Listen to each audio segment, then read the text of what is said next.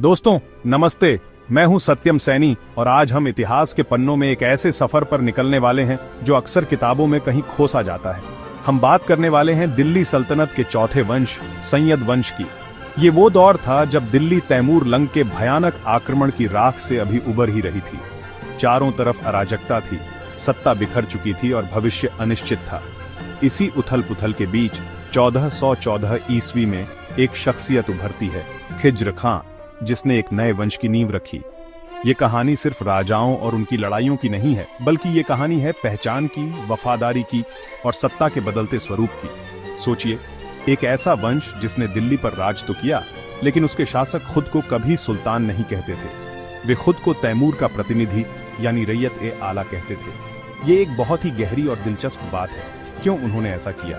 क्या ये उनकी मजबूरी थी या कोई सोची समझी रणनीति? इस वंश ने तैमूर के खौफ और लोदी वंश के उदय के बीच के 37 सालों में दिल्ली को कैसे संभाला?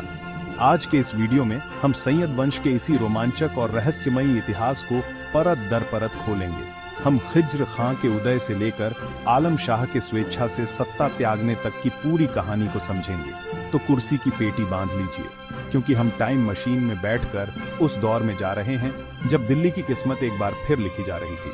चलिए शुरू करते हैं सैयद वंश का यह अनकहा सफर। दोस्तों, सैयद वंश की कहानी शुरू होती है इसके संस्थापक खिज्र खां से। लेकिन खिज्र खां को समझने के लिए हमें थोड़ा पीछे तैमूर के आक्रमण के समय में जाना होगा।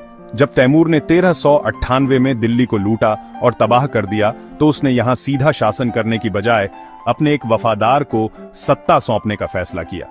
वो वफादार कोई और नहीं बल्कि खिज्र खां था।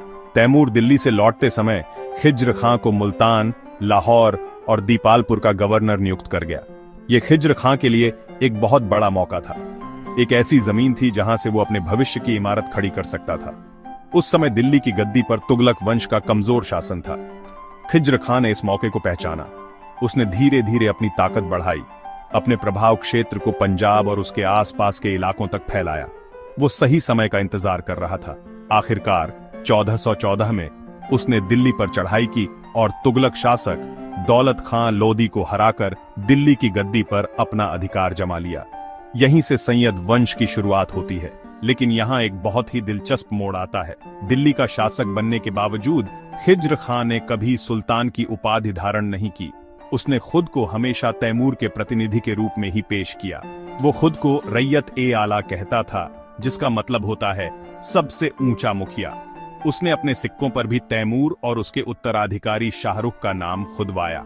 ये एक बहुत ही चतुर राजनीतिक चाल थी। एक तरफ तो वो तैमूर के वंशजों को खुश रखकर बाहरी खतरों से बचा हुआ था, और दूसरी तरफ वो दिल्ली की जनता को ये संदेश दे रहा था कि वो एक वैध शासक है, जिसे उस समय की सबसे बड़ी ताकत का समर्थन प्राप्त है। ये उसकी विनम्रता नहीं, बल्कि उसकी गहरी राजनीतिक समझ का प्रतीक था। खिज्र खां का शासनकाल दिल्ली को फिर से स्थिर करने की एक कोशिश थी। उसने तैमूर के आक्रमण से पैदा हुई अराजकता को खत्म करने का प्रयास किया। उसने अपने आसपास के विद्रोही गवर्नरों और जमींदारों पर नियंत्रण स्थापित करने के लिए कई सैन्य अभियान चलाए। हालांकि वो सल्तनत को उसके पुराने गौरव तक तो नहीं पहुंचा सका, लेकिन उसने एक बिखरी हुई सत्ता को एक केंद्र दिया। उसने 1421 तक लगभग 7 वर्षों तक शासन किया और एक ऐसे वंश की नींव रखी जो दिल्ली के इतिहास में एक महत्वपूर्ण कड़ी साबित हुआ। खिज्र खां के बाद 1421 में उसका बेटा मुबारक शाह गद्दी पर बैठा। दोस्तों, मुबारक शाह अपने पिता से बिल्कुल अलग था। जहां खिज्र खां ने खुद को हमेशा तैमूर के प्रतिनिधि के रूप में देखा, वहीं मुबारक शाह की आंखों में दिल्ली का सुल्तान बनने का सपना था। उसने गद्दी पर बैठते ही सबसे पहला काम यही किया कि उसने खुद को तैमूर के वंशजों की अधीनता से मुक्त घोषित कर दिया। उसने सुल्तान की उपाधि धारण की और अपने नाम के सिक्के ढलवाए और खुतबा पढ़वाया। यह सैयद वंश के इतिहास में एक बहुत बड़ा कदम था। एक घोषणा थी कि अब दिल्ली किसी बाहरी ताकत का प्रतिनिधि नहीं, बल्कि एक स्वतंत्र सल्तनत है। लेकिन दोस्तों, सुल्तान का ताज कांटों से भरा होता है। मुबारक शाह का पूरा शासनकाल विद्रोहों को दबाने में ही बीत गया। भटिंडा, दोआब और मेवात जैसे इलाकों में स्थानीय सरदार और जमींदार लगातार सिर उठा रहे थे। मुबारक शाह को अपनी सत्ता बनाए रखने के लिए लगातार सैन्य अभियानों पर रहना पड़ता था। वो एक बहादुर और योग्य सेनापति था, और उसने कई विद्रोहों को सफलतापूर्वक कुचला भी। उसने अपनी सल्तनत की सीमाओं को सुरक्षित रखने और राजस्व व्यवस्था को सुधारने की भी कोशिश की। उसकी ये कोशिशें दिखाती हैं कि वो दिल्ली सल्तनत को फिर से एक मजबूत ताकत बनाना चाहता था। अपने शासनकाल के दौरान मुबारक शाह ने एक महत्वपूर्ण काम किया। उसने यमुना नदी के किनारे मुबारकाबाद नाम का एक नया शहर बसाने की शुरुआत की। वो इसे अपनी राजधानी बनाना चाहता था, एक ऐसा शहर जो उसके नाम और उसकी महत्वाकांक्षाओं का प्रतीक बने। वो अक्सर इस शहर के निर्माण कार्यों का निरीक्षण करने जाया करता था, लेकिन उसे क्या पता था कि यही शहर उसकी कब्रगाह बनेगा।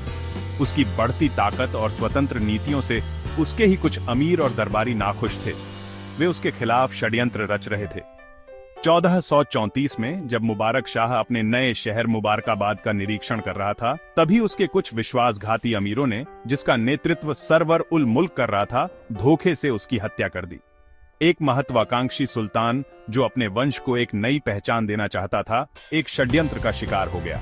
मुबारक शाह की मौत सैयद वंश के लिए एक गहरा धक्का थी। उसके बाद वंश का पतन तेजी से शुरू हो गया, क्योंकि आने वाले शासकों में न तो उसकी जैसी हिम्मत थी और न ही दूरदर्शिता।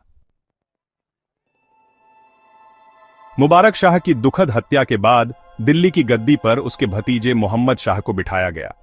दोस्तों, सत्ता अक्सर विरासत में तो मिल जाती है, लेकिन उसे संभालने की काबिलियत विरासत में नहीं मिलती। मोहम्मद शाह एक बेहद कमजोर और अयोग्य शासक साबित हुआ। उसके पास न तो अपने चाचा जैसी सैन्य कुशलता थी और न ही राजनीतिक समझ।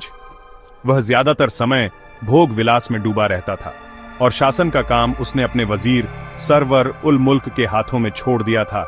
वही वजीर जिसने मुबारक शाह की हत्या का षड्यंत्र रचा था। मोहम्मद शाह के दौर में दिल्ली सल्तनत की हालत बद से बदतर होती चली गई। केंद्रीय सत्ता इतनी कमजोर हो गई थी कि चारों तरफ विद्रोह और अराजकता का माहौल था। जो अमीर और सरदार मुबारक शाह के समय में डरे सहमे रहते थे, अब वे खुलेआम बगावत करने लगे। सल्तनत का नियंत्रण सिर्फ दिल्ली और उसके आसपास के कुछ मीलों तक ही सिमट कर रह गया था। मालवा के शासक महमूद खिलजी ने तो दिल्ली पर आक्रमण करने तक की हिम्मत कर ली। दिल्ली की किस्मत अच्छी थी कि उस समय लाहौर के गवर्नर बहलोल लोदी ने आकर उसे बचाया। इस घटना ने बहलोल लोदी को दिल्ली की राजनीति में एक महत्वपूर्ण खिलाड़ी बना दिया। मोहम्मद शाह ने बहलोल लोदी को उसकी मदद के लिए खाने खाना की उपाधि दी और उसे अपना बेटा कहकर पुकारा। लेकिन असल में मोहम्मद शाह अब पूरी तरह से बहलोल लोदी जैसे शक्तिशाली अमीरों पर निर्भर हो गया था। वो बस नाम का सुल्तान था। असली ताकत दरबार के अलग अलग गुटों और बहलोल लोदी जैसे गवर्नरों के हाथ में थी।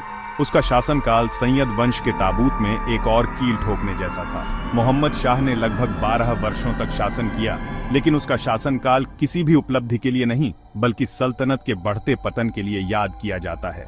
उसके समय में सैयद वंश की कमजोरी पूरी तरह से उजागर हो गई।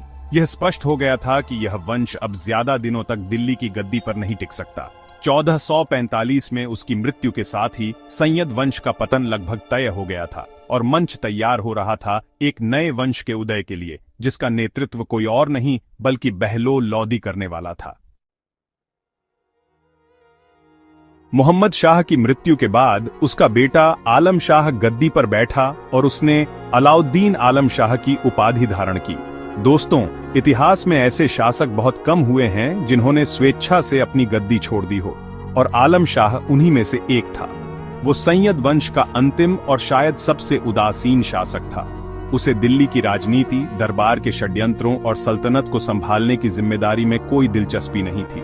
उसका दिल दिल्ली में नहीं बल्कि बदायूं में बसता था, जो उसे बेहद पसंद था। आलम शाह के शासनकाल में दिल्ली की स्थिति हास्यास्पद हो गई थी। एक कहावत मशहूर हो गई थी, सल्तनत ए शाह आलम अज दिल्ली ता पालम, यानी शाह आलम की सल्तनत दिल्ली से पालम तक ही सीमित है। यह दिखाता है कि सुल्तान का अधिकार क्षेत्र कितना सिकुड़ गया था। आलम शाह का अपने वजीर हमीद खां से भी झगड़ा हो गया, जिसके बाद वो 1448 में दिल्ली छोड़कर अपने पसंदीदा शहर बदायूं चला गया और वहीं रहने लगा। उसने दिल्ली की सल्तनत को प्रैक्टिकमेंटे भगवान भरोसे छोड़ दिया था।